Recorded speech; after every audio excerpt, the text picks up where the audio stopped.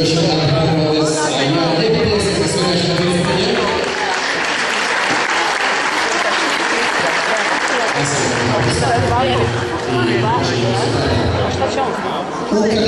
U kategoriji djevojčice na gore sastavu u kućama treće mjesto Bernarda Korina.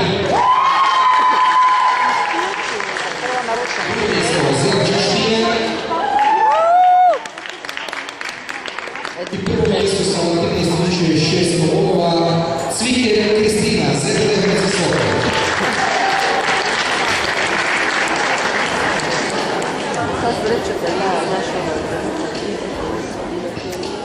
Medalju će uručiti gospodin Slava Kovačić, predsjednik Hrvatskog srce vam je govorio čestitati.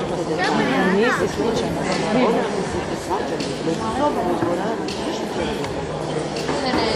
On je jedino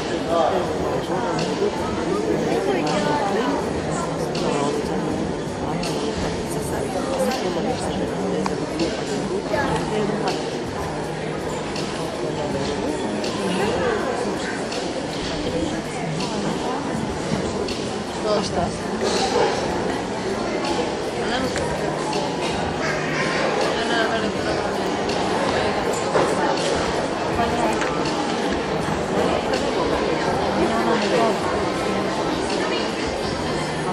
Good.